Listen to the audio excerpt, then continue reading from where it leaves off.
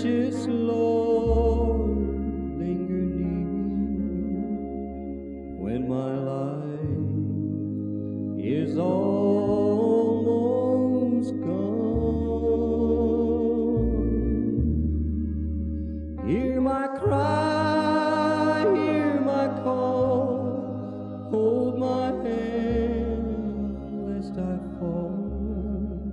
Take my hand, precious Lord, lead me home. Precious Lord, take my hand, lead me on, let me stand. Though I'm tired, I am weak, I am worn. Through the storm, through the night, lead me on by thy light. Take my hand, precious Lord. Notre Monsieur Père Céleste, ce soir encore nous sommes reconnaissants Amen. pour ta bonté qui nous est manifestée sur cette terre, la possibilité que nous avons de pouvoir défaire nos vies ce soir avec toi. Parce que chaque jour que tu permets, il y a un but que tu veux atteindre Ça, avec c'est chacun de nous. Oh, pleinement, ce que tu désires, c'est que nous puissions aller de progrès en progrès. Nous puissions pleinement, oh Dieu, abandonner nos mauvaises voies, afin de pouvoir pleinement les venir dans le droit chemin. Amen. Ce soir, nous sommes à tes pieds. Accorde la grâce pour que nos cœurs puissent pleinement être ramenés à toi. Nous puissions quitter nos voies, les voies non frayées, les voies des passions, des plaisirs, oh Dieu, de la confusion, de la débauche. Donne-nous de pouvoir tout abandonner, afin de pouvoir revenir à la maison. Manifeste ta divine autorité. Alors qu'aujourd'hui, encore jour de grâce, nous crions à toi pour que du haut des cieux, tu jettes des regards favorables sur nous. Oh Dieu, ne tiens pas compte de nos forfaits. Non, non, non. Pardonne mes péchés, les iniquités de ton peuple. Souviens-toi de nous ce soir et accorde la grâce de pouvoir être prêt pour ton glorieux retour. Bénis cet instant, bénis ton peuple, guéris les corps malades, relève, console les affligés. Répands ta bénédiction.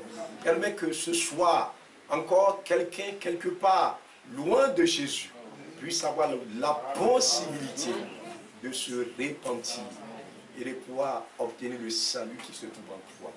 Bénis ces instants pour nous, conduis toutes choses, au nom de Jésus, t'en prie. Amen. Amen.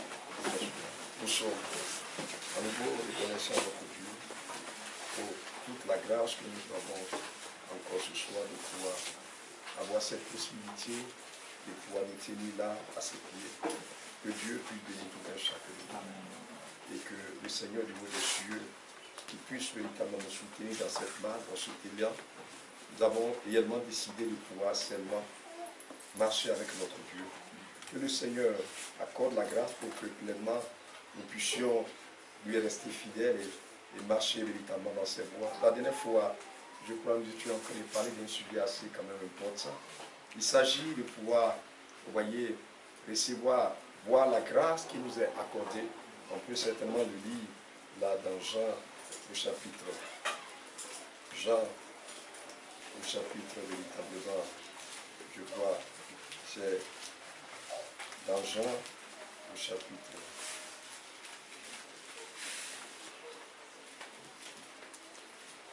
Excusez-moi.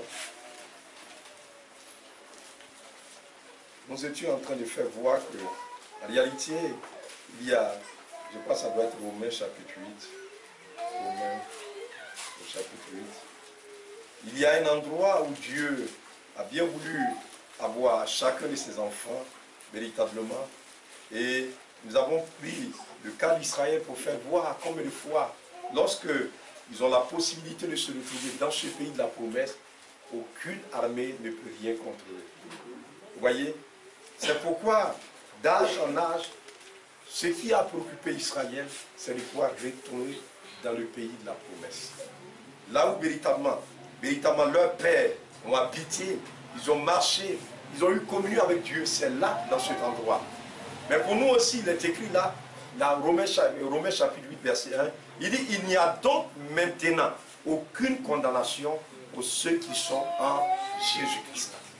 Donc nous avons pu faire voir qu'il y a une position que Dieu veut nous faire occuper. C'est en Jésus-Christ. C'est là notre patrie. C'est là notre pays à nous.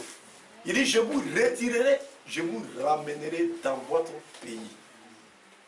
Nous, notre pays à nous, c'est en Christ Jésus. Amen. Alléluia. Amen. Parce que si nous avons l'occasion de pouvoir nous retrouver en Christ, c'est pourquoi, regardez bien, là, dans Éphésiens, que la dernière fois nous étions en train de lire, dans Éphésiens au chapitre 1, que nous étions en train de lire, voilà ce qui est écrit. Il est écrit ceci, Éphésiens au chapitre 1, il dit, béni soit Dieu, le Père de notre Seigneur Jésus-Christ, qui nous a bénis de toutes sortes de bénédictions spirituelles. Où ça? Dans les lieux célestes en Christ. Lorsqu'Israël arrive à rentrer dans le pays promis, le pays de la promesse, ils sont comblés de toutes sortes de bénédictions. Mais pour nous aussi, lorsque la grâce nous est accordée, de pouvoir quitter le paganisme et de pouvoir entrer, être assis dans les lieux célestes en Jésus-Christ, nous sommes comblés de toutes sortes de bénédictions. Donc il est vraiment assez important pour tout un chacun de nous de pouvoir nous rendre compte en réalité la grâce que Dieu nous accorde pour que le chemin soit frayé jusqu'à nous, afin que la possibilité nous soit donnée de pouvoir nous retrouver en Christ Jésus. Que Dieu puisse bénir tout un chacun de nous. Je crois qu'il y a encore une situation vraiment de deuil. Il y a notre frère David. Ils ont perdu véritablement de leur petit frère. Bon, beaucoup le connaissent. Il s'appelle Elimelech. Vous voyez, il était véritablement, il a fréquenté ici. Vous voyez, auparavant où on était avec les frères de l'autre côté,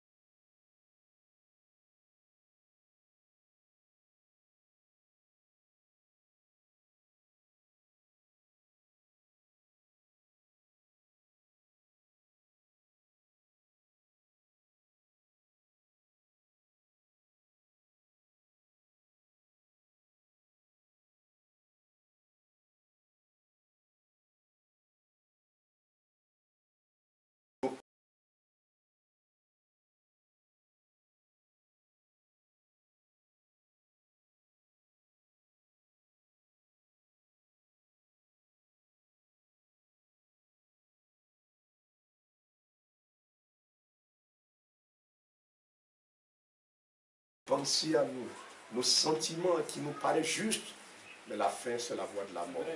Ramène-nous dans le droit chemin. Accorde la possibilité, alors que nous sommes encore en vie, nous pouvons décider d'homme de revenir à toi. Bénis ces instants, bénis ton peuple, ton héritage. Bénis Israël, ta descendance à toi. Au nom de Jésus, Amen. Il est vraiment assez important, bien mes frères, alors que nous avons la grâce de nous tenir là. Il est vraiment assez important de pouvoir considérer véritablement les voies de notre Dieu. Vous savez, si nous sommes ici ce soir, c'est parce que nous sommes en bonne santé.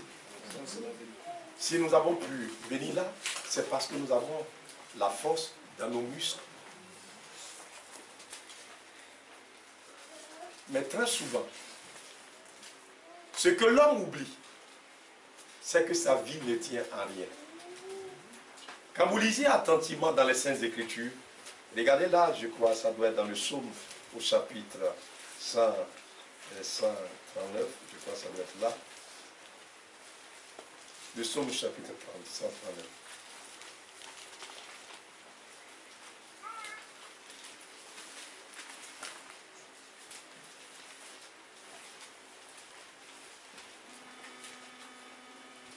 Psaume chapitre 139.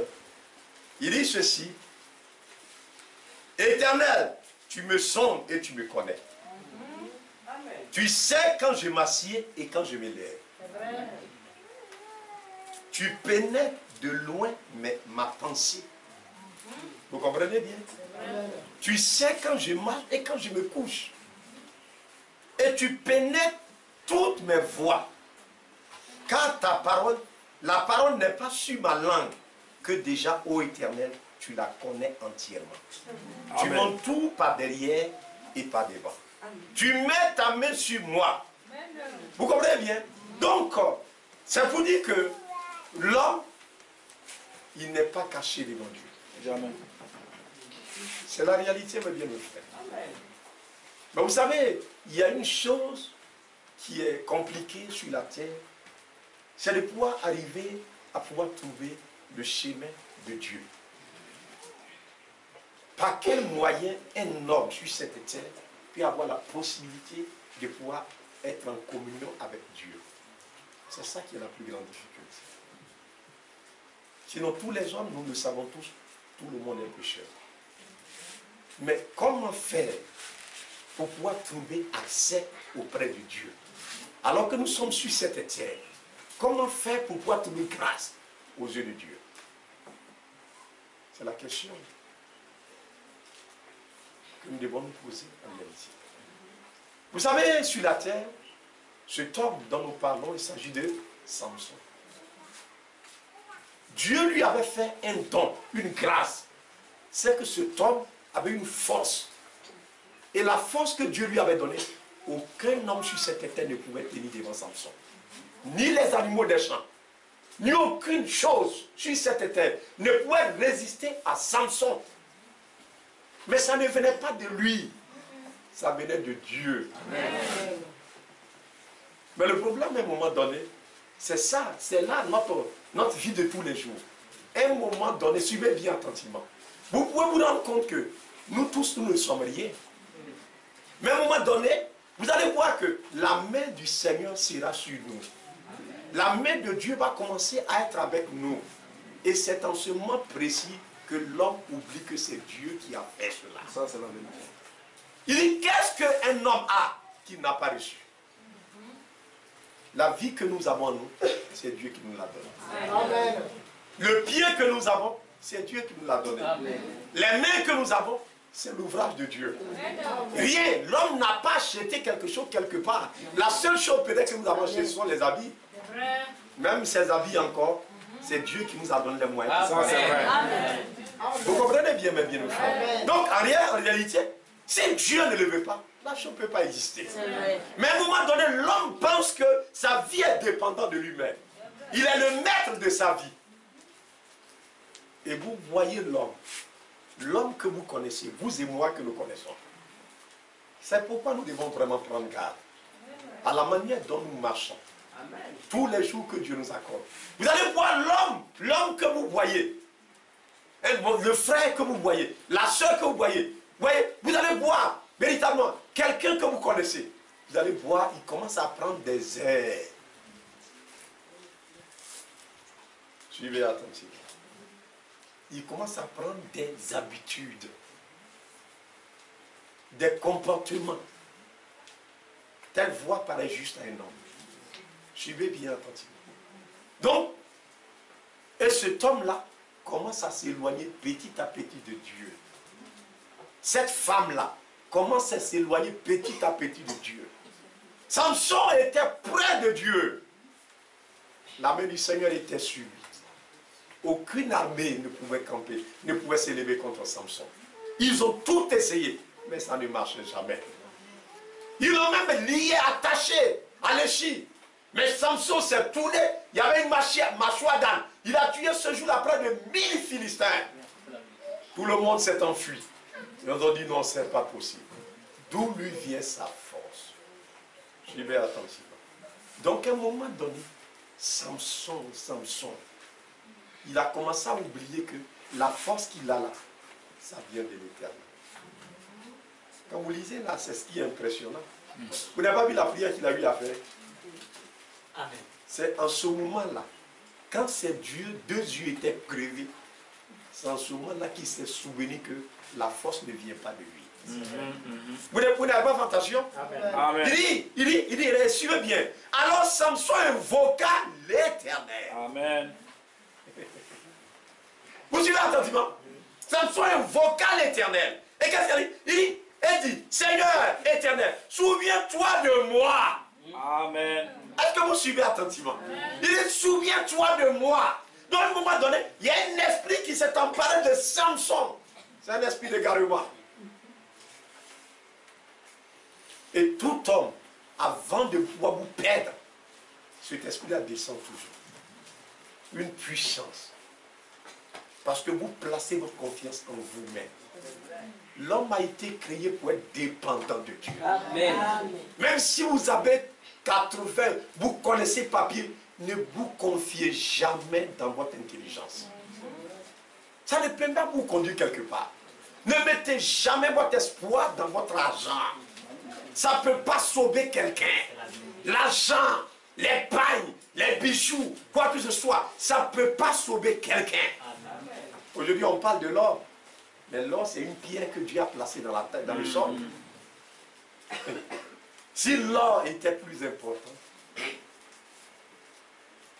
si l'or avait de la valeur, pouvant sauver l'or, Dieu allait nous donner l'or.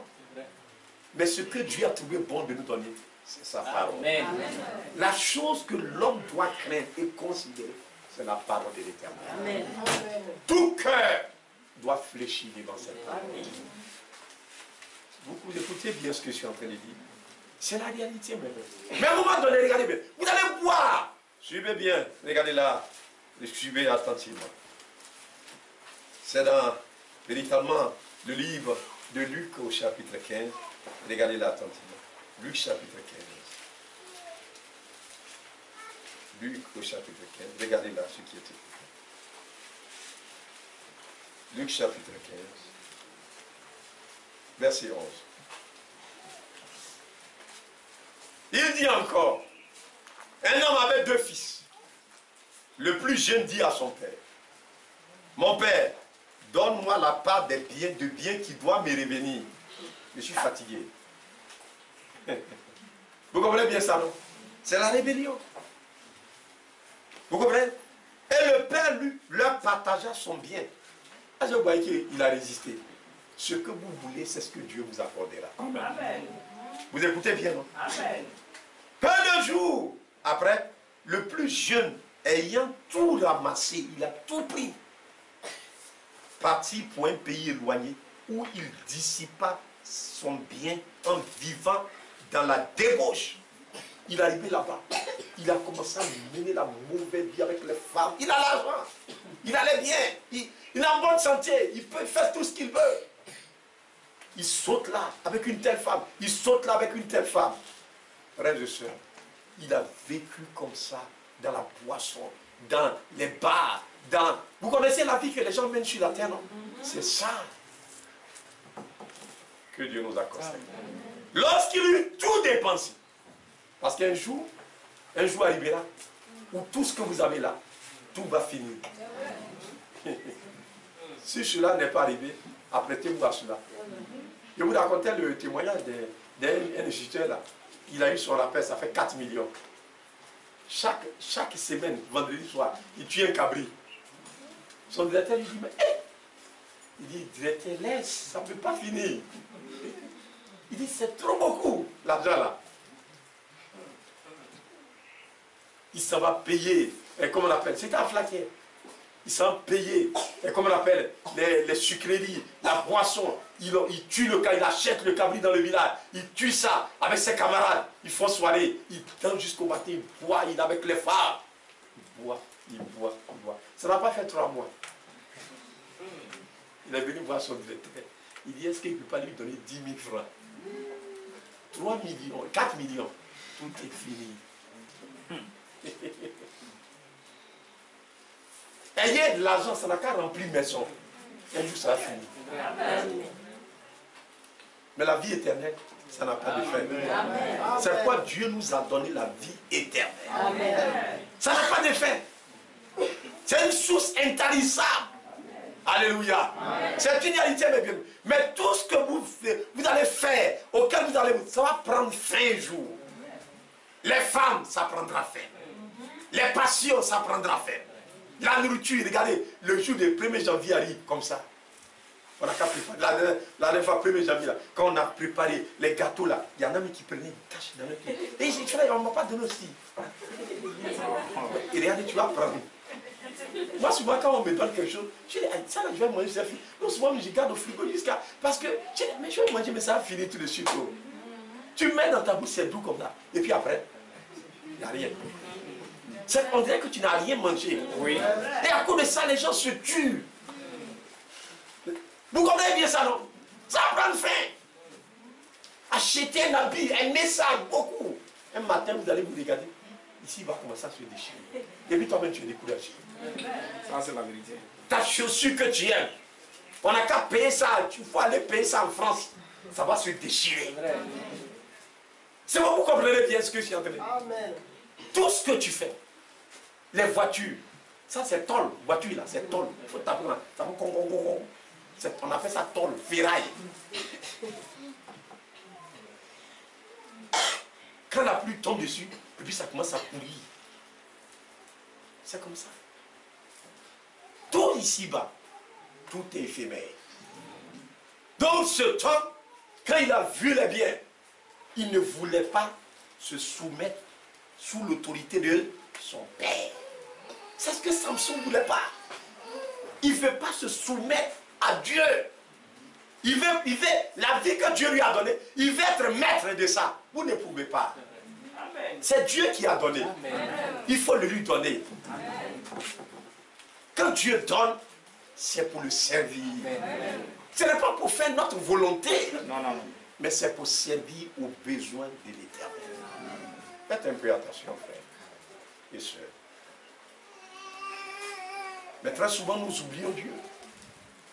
Nous marchons comme nous le voulons, nous l'entendons. Et là encore, lorsqu'il eut tout dépensé, une grande famine survint dans ce pays. Il commença à se trouver dans le besoin. Il a tout dépensé. Il y a une famine. Vous écoutez bien, non? Une famine. Ça arrive toujours. Oui, non? Il alla se mettre au service d'un des habitants du pays, qu'il envoya dans ses champs garder ses pousseaux, les porcs. Les porcs, c'est là-bas ils s'en garder. Alors qu'un juif ne doit pas avoir, il ne doit pas se trouver dans un tel endroit. Mais il est obligé. Il aurait bien voulu se rassasier des coups que mangeaient les pousseaux, mais personne ne lui en donnait. Manger des porcs là, il a tellement faim, il veut manger aussi, mais on lui donne pas. Lui qui avait tout chez son papa. Regardez dans quel état il s'est réuni. Frère, telle voix paraît juste à un homme. Mais la faim, ce n'est pas une bonne chose. Vous comprenez bien, non? Étant rentré en lui-même. C'est ça qu'il devait faire avant. Amen. Étant rentré en lui-même. Il se dit, combien de mercenaires chez mon père ont du pain en abondance. Et moi ici, je meurs de faim. Il dit, je me lèverai. Ah oui. Amen. J'irai vers mon père. Et je lui dirai, mon père, j'ai péché contre le ciel et contre toi. Amen. Je ne suis plus digne d'être appelé ton fils. Traite-moi comme l'un de tes mercenaires. Il ne venait plus avec un esprit de fils. Mais maintenant il dit, il va être un boy simplement dans la maison du père. S'il avait eu cet esprit d'humilité là, il ne serait pas arrivé là. Vous comprenez bien, non? Donc, la grâce que Dieu nous donne, nous devons être saisis par un esprit d'humilité. Vous suivez attentivement. C'est ce que Samson n'a pas réalisé.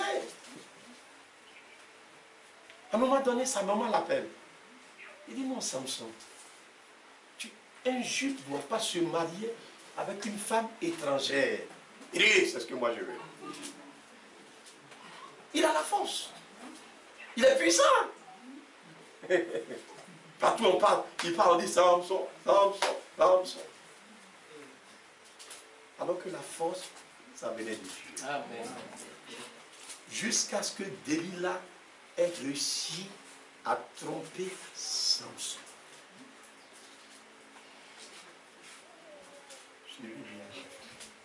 Mais comment Samson a pu se retrouver dans cet état?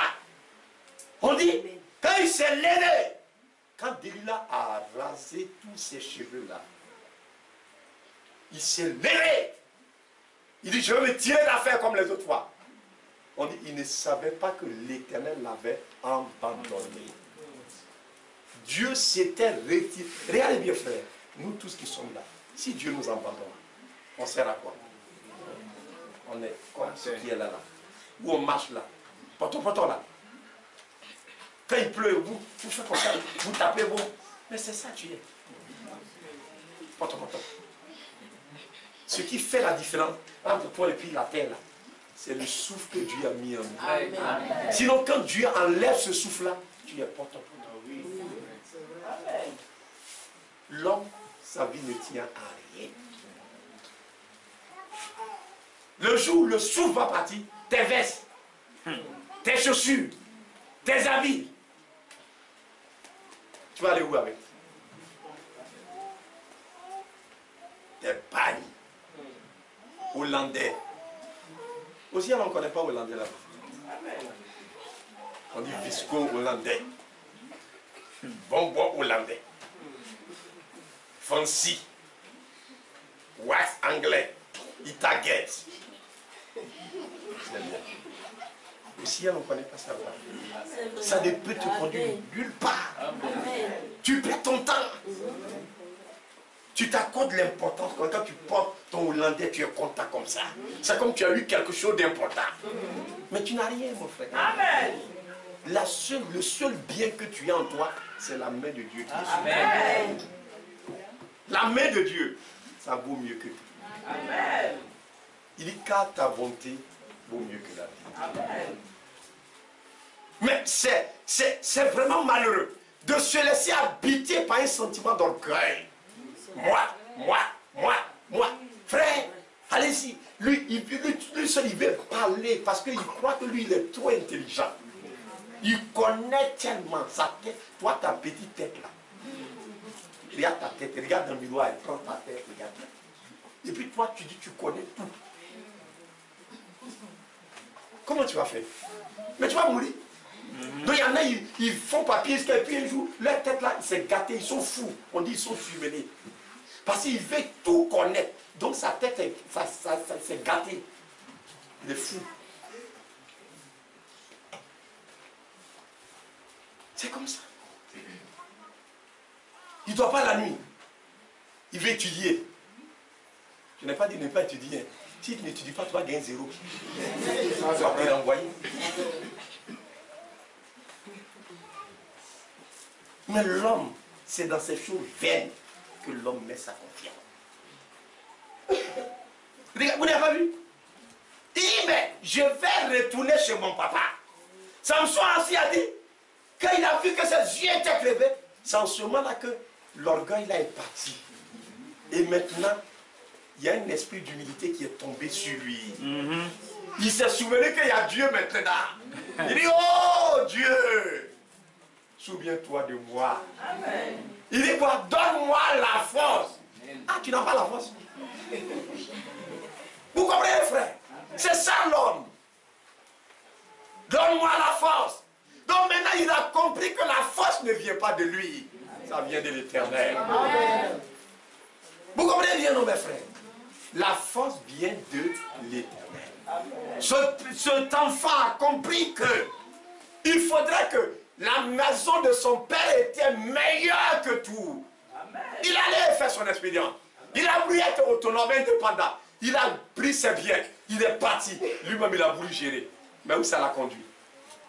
À la désolation totale.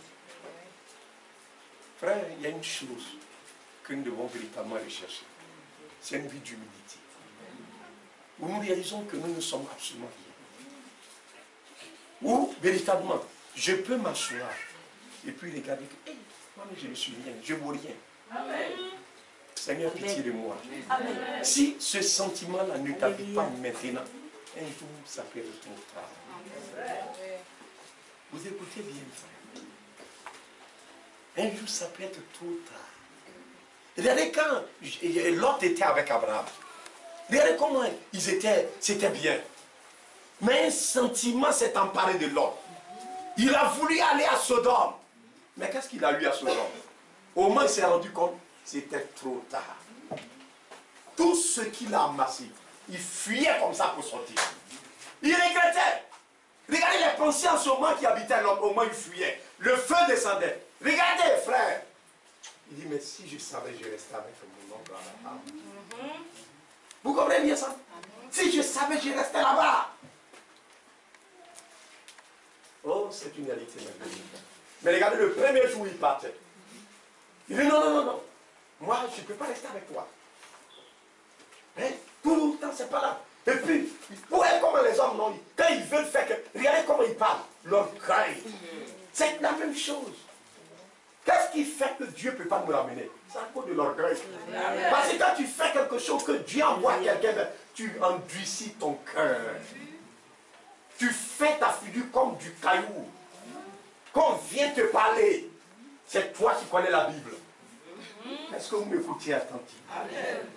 Tu connais toutes les brochures. Est-ce qu'on peut te parler? Non. Alors que tu es sur la voie de la mort. Si l'humilité pouvait être notre partage, il y a longtemps notre bonheur allait. Amen. Mais l'orgueil, c'est notre malheur. Regardez là dans Proverbe, vous allez voir. Regardez dans Proverbe. Suivez attentivement. Proverbe au chapitre 16. Vous connaissez le passage? Proverbe chapitre 16. Regardez ce qui est écrit. Il dit, l'arrogance précède la ruine. La ruine, c'est quand une maison comme ça qu'on a bâtie, et puis la maison là, il y a un vent qui vient, et puis ça casse, ça tombe, boum, boum. Tout l'argent qu'on a mis dedans, tout est gâté. C'est ce qu'on appelle la ruine. Vous connaissez ça, non? Quand nous on était ici, là, au lycée ici, vous m'écoutez? Au quartier lycée là-bas, il y avait un monsieur, il s'appelle Maman Satrabo. Beaucoup ne le connaissent pas. Il n'avait pas, c'était le seul qui avait l'argent dans mon coup ici. Il a construit une maison. Nous tous on partait pour regarder la maison là. Parce que c'était la première fois qu'on voyait une maison comme ça à Bonnecourt ici. Quand vous arrivez au lycée là, la route qui rentre à votre gauche là, prenez ça. Dès que vous allez voir une grande clôture. Aujourd'hui, allez-y voir. Tout est en train de tomber en ruine. Cette maison-là, c'est quand les ministres venaient à Bonnecourt, c'est là-bas ils dormaient. Mais aujourd'hui, est-ce que ça ressemble à quelque chose? Ça ne ressemble à rien. Amen. Vous m'écoutez attentivement. Amen. Il y a des maisons qu'on a construites ici qui sont plus jolies, 10 fois plus que ça. Tout est en train de tomber en ruine. Le monsieur, il avait des cars. Et j'ai dit non, sa car, où il y a bon prix là, c'est celui, le magasin là. C'est là-bas la société de transport là se trouvait. On appelle ça Satrabo. Frère, les chauffeurs étaient habillés, cravate. En ce moment-là, bon, du coup, Abidjan, 4 heures du temps, vous êtes là-bas. Les cars étaient comme ça, frère. Aujourd'hui, tout est tombé. Le monsieur lui-même, il se cherche. Vous m'écoutez ce que je suis en train de dire? C'est ça qu'on appelle la ruine d'un homme. Il n'a plus rien. Il est fini. Il est tombé.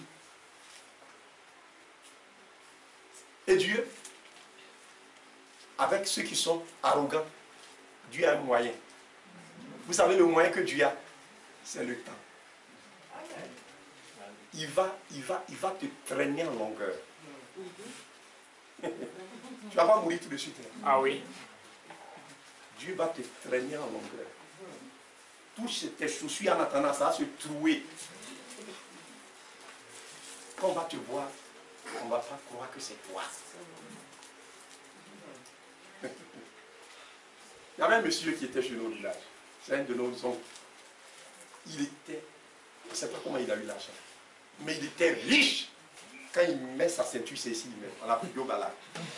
Je ne suis pas en train de m'amuser. Vous écoutez bien. Quand vous le voyez, Yobala, il change les voitures.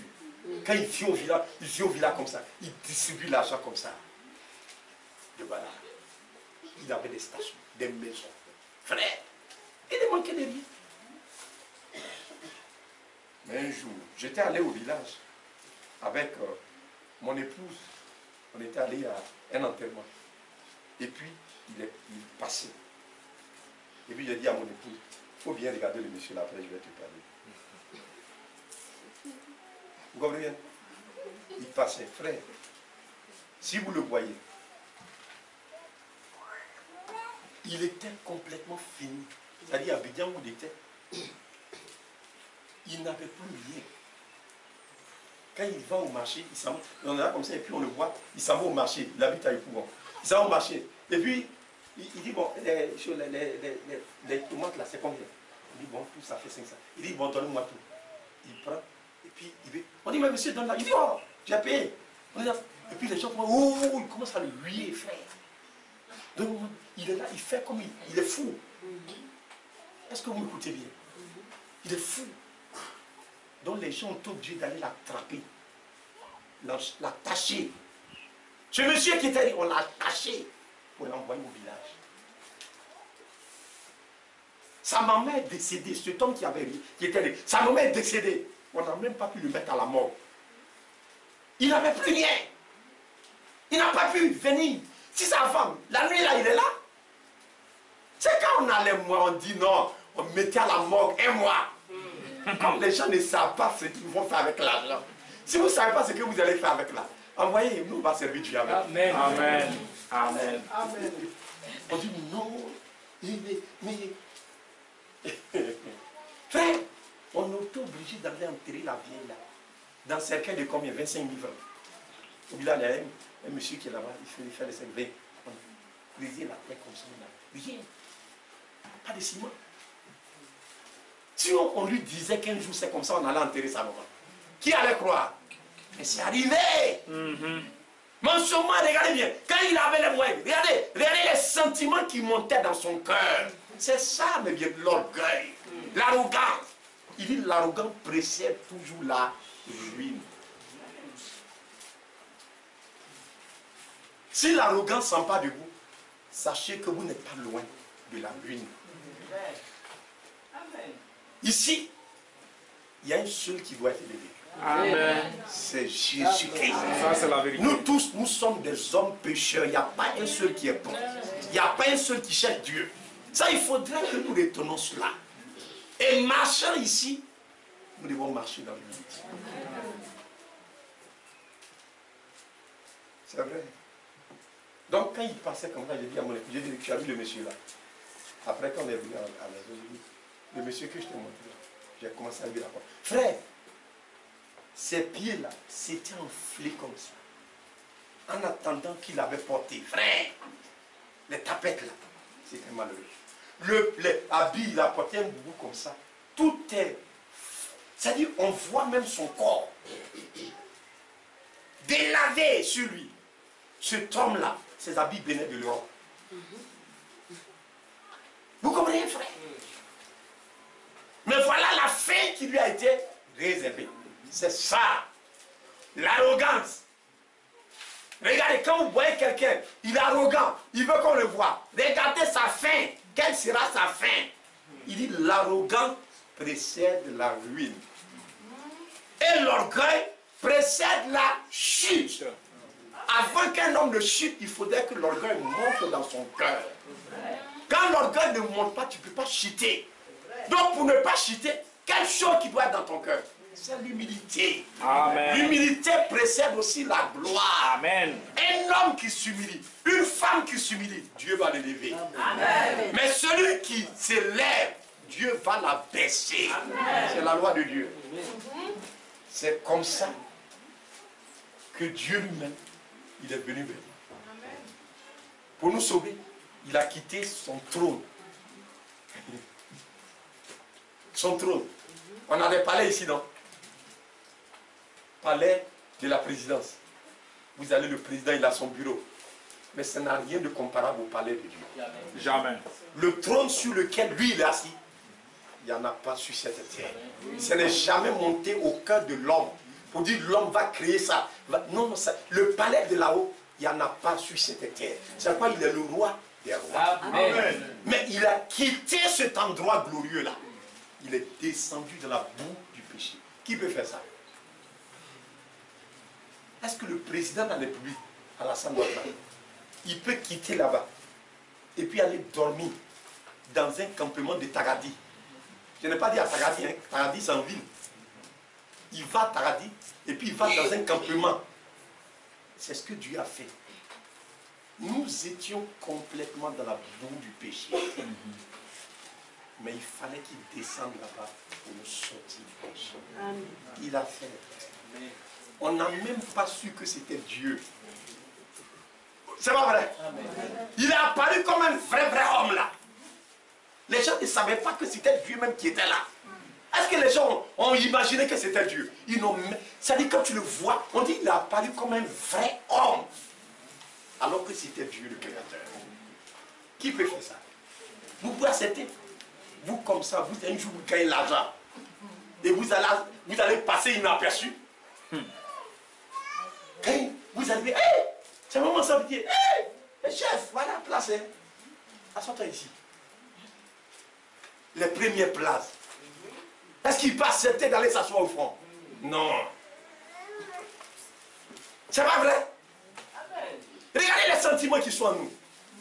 On veut qu'on nous voie. On veut paraître. On veut qu'on parle de nous. Tu veux qu'on parle de toi? C'est bien. Mais tu vas descendre. Mais si tu veux qu'on parle de lui, tu vas monter. Amen. Amen. Amen. Vous écoutez bien attentivement.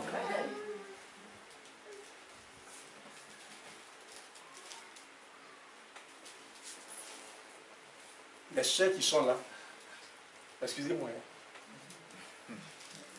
Quand souvent là, je regarde et puis je vous regarde et puis tout le monde veut être une grande dame. Oui. Mais vous voulez aller où? Abidjan? La première dame? Madame, c'est la première dame, on dit la première dame, c'est Madame Alassane. Oui. Il y en a qui veulent des premières dames ici. C'est ça, non? Hein? Ah, c'est bien. Que Dieu nous raconte. Souvent, regardez les gens, regardez attentivement. Première dame, madame. Oui. C'est bien, madame. Que Dieu nous raconte. Très bien, mes frères. Je ne vous dis pas de pour des sacs. Des sacs de cacao pour porter. Je n'ai jamais dit ça ici. Mais l'esprit qui est derrière ce que vous faites là, c'est de ça que je suis en train de parler. Quand vous faites, qu'est-ce qui vous pousse à faire la chose? si ce n'est pas pour la gloire de Dieu, vous perdez votre temps. C'est vrai. Amen. Alléluia. Amen. M'écoutez attentivement. Amen. Mais c'est ça notre problème. Puisque l'orgueil, c'est ce que nous avons hérité de nos parents. Dans toutes les sociétés. Vous comprenez bien, non? Une fois, j'étais à l'hôpital et puis ma grand-soeur, il dit là, c'est un tani. C'est-à-dire chez nous là, c'est-à-dire que c'est comme, il n'est rien, c'est comme un esclave. J'ai dit, ah, mais est-ce que tu connais chez lui? Chez lui, il est roi. Amen. Tu connais où il a quitté pour venir? Va chez lui. Tu dis qu'il est tani, non? Par exemple, quand les gens du Nord là, ils viennent ici pour le travail, les gens pensent qu'ils ne sont. Mais arrivés chez eux. Il y a un homme qui se promène ici, vendant assiette. Et j'ai bien fait. Je dis, mais ton frère. Il dit, hé, mon frère là, il est devenu grand chef au Niger là-bas. Je dis, ah. Et puis il dit, mais c'est un grand chef. Il est un roi, il commande beaucoup. Donc, c'est arrivé sur lui, on est venu le chercher pour partir. Vous écoutez là? Mais il se promenait ici dans le soleil, et puis il vendait assiette. Oui. Quand tu vas les voir, tu dis, Tani. L'orgueil. Surtout chez les Akans.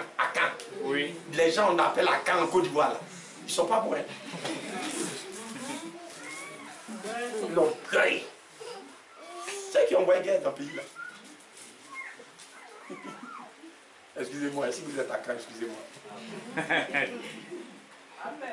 Moi, je suis plus Akans.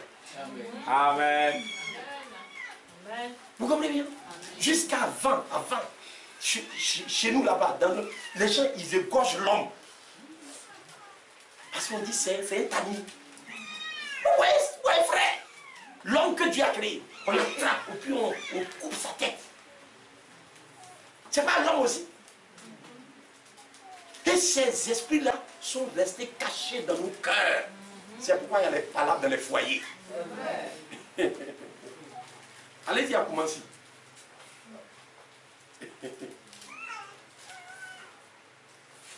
Vous connaissez comment si vous arrivez là-bas, il y a une clôture là. Comment si là-bas? Le monsieur qui est là, le roi, on l'appelle au tout fort, ça dit le tout puissant. C'est le chef des Ashanti. C'est comme ça Adolf Hitler a fait. C'est la même chose que les Ashantis sont en train de faire. Ils se croient, c'est ce que j'ai dit à ma femme à Ashanti. Hein. J'ai dit, mais vous là, vous pensez que vous êtes les plus intelligents de la terre. Au Ghana, là, ils se croient les plus intelligents. Oui. Oui. C'est leur langue qu'on doit parler. Ce qu'ils disent là, c'est ça qui est bon.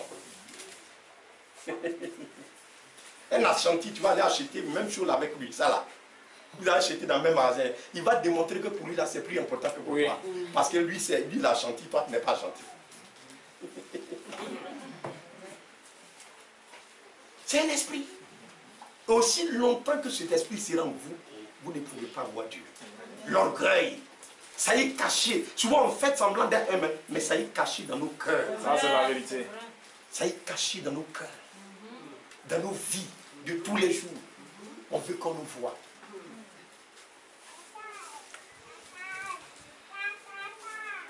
Vous écoutez bien ça. Tout ce que l'homme fait, il veut qu'on le voie. Il veut qu'on parle de lui. C'est vraiment dommage. C'est regrettable.